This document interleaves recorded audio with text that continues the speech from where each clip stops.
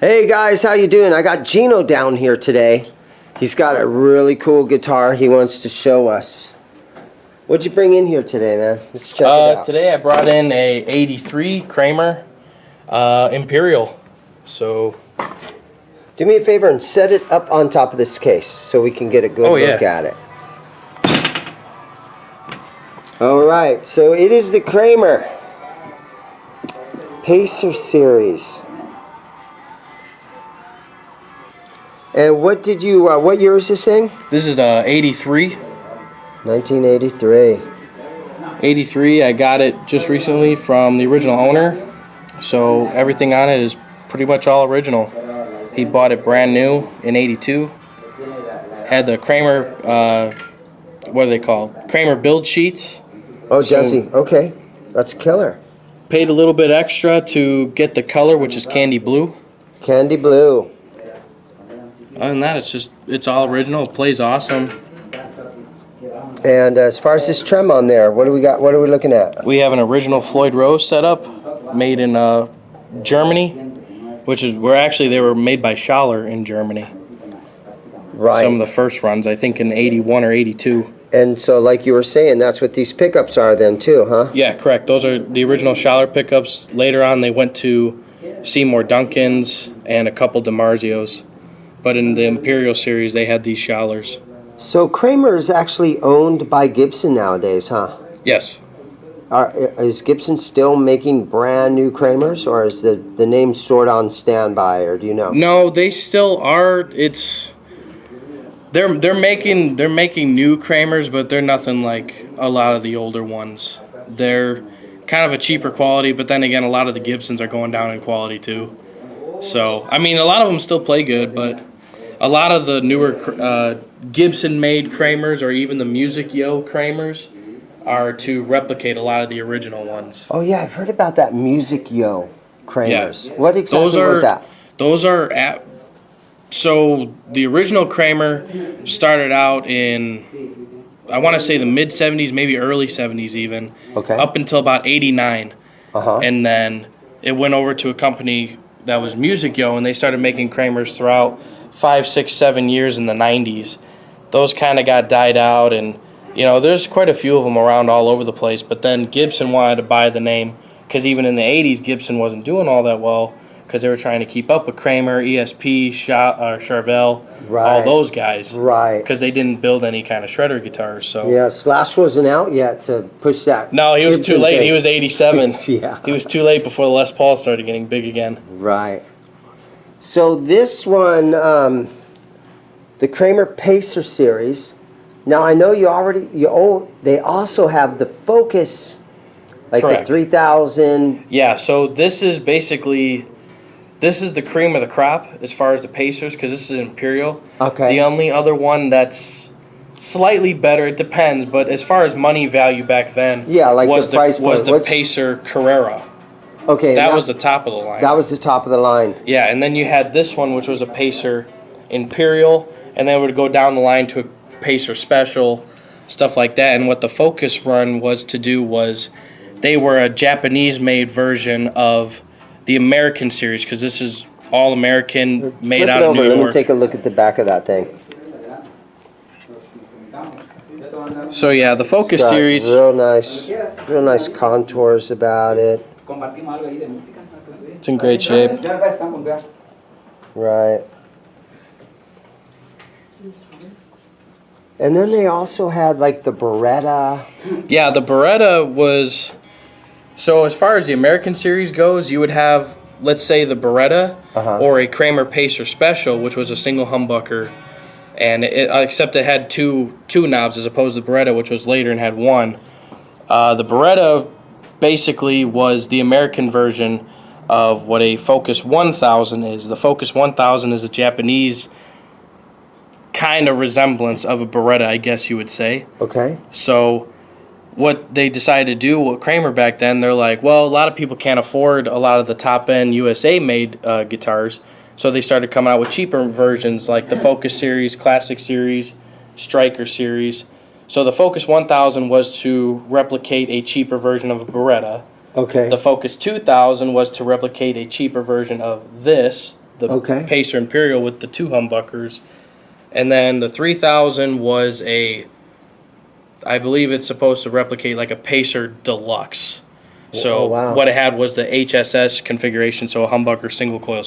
You got a lot of info on your Kramer stuff, man. Good for you. Oh yeah, you know this stuff. I got quite a few of them, so it's an addiction. That's awesome, man. That is awesome. Flip it back over. So you even got the original case it came in. Yep. You got this from its original owner.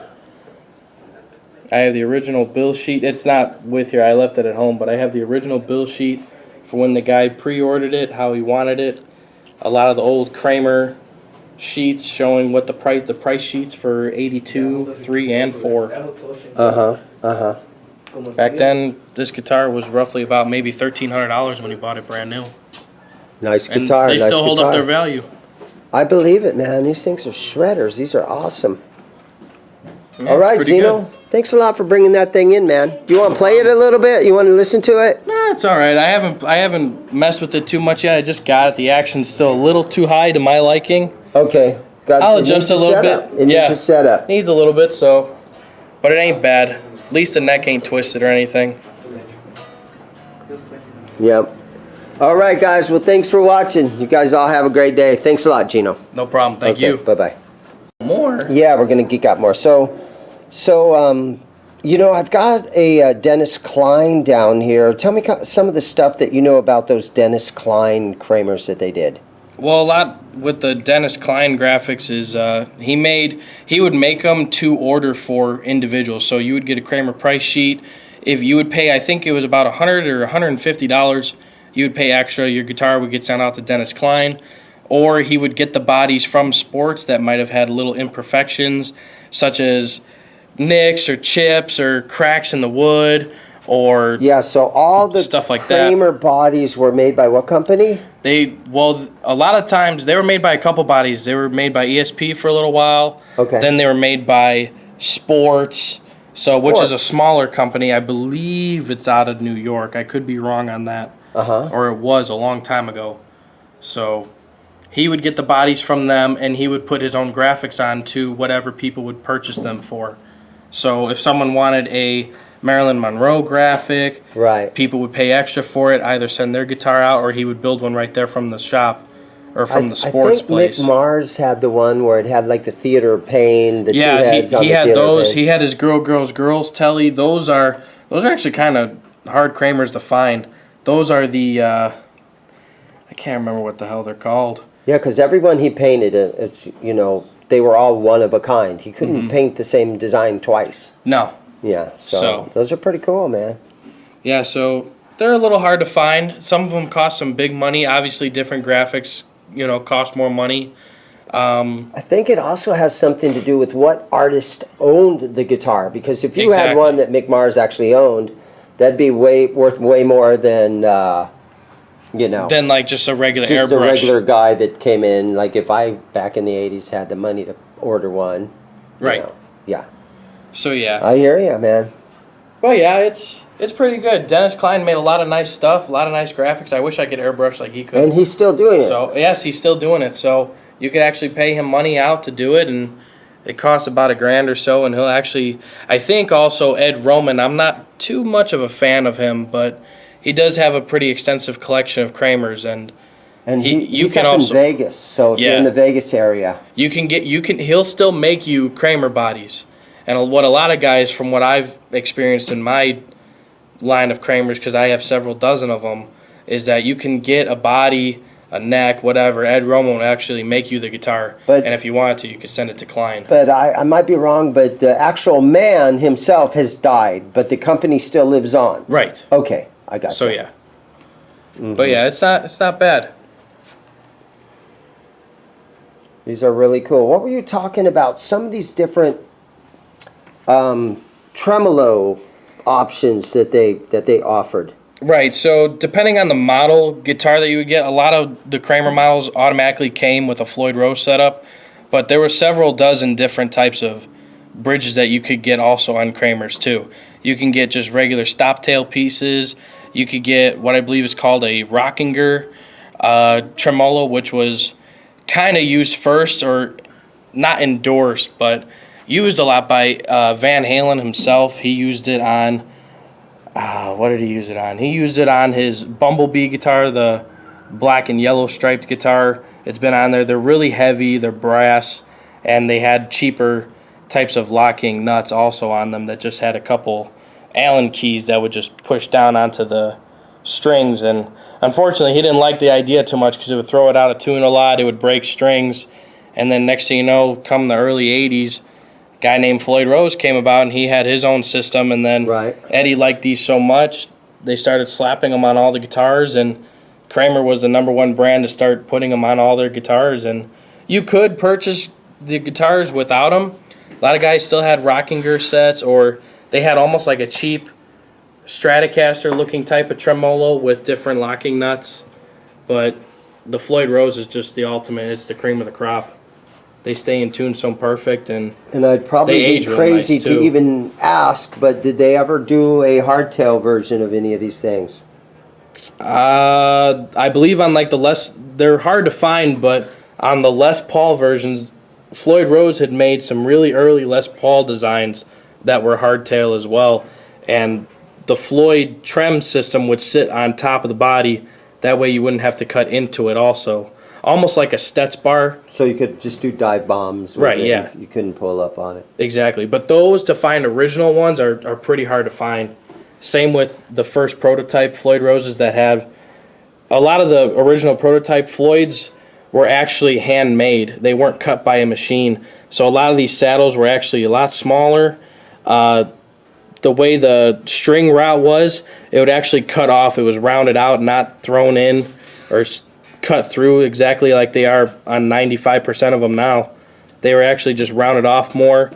So yeah, those are actually really hard to find. Those cost a decent buck. I actually have one of them that I'll probably never throw on anything. But that's cool. It's cool to meet somebody that's got a lot of knowledge about these things, and really cool. Let's talk about these pickups again. I know that the one Kramer that I have, the bridge pickup is super hot in this thing. What's this one ohm out at? Off the top of your head, what would be your guess? My guess would probably be maybe, I would say maybe anywhere between 10 and 11 ohms. Okay. I'm not entirely sure. I wouldn't quote me on that. It could be weak. It could be weaker. It could be more like 9, but they're not bad. They sound good. Even though this one I haven't really played yet. All I did was plug it in just to make sure everything worked. Yeah. So who knows? I'm going to take it apart, look into it more, test it out, and see.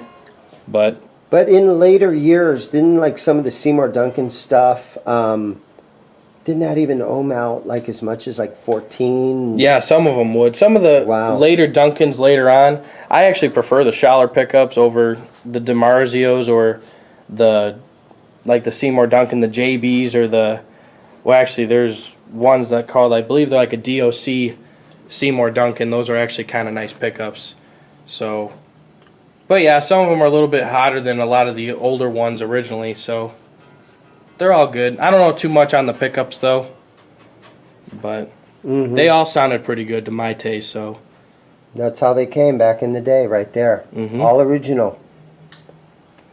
Okay, Gino, thanks a lot. And guys, thanks for watching. Okay, hit the subscribe button if you're so inclined. All right, later, guys. Bye.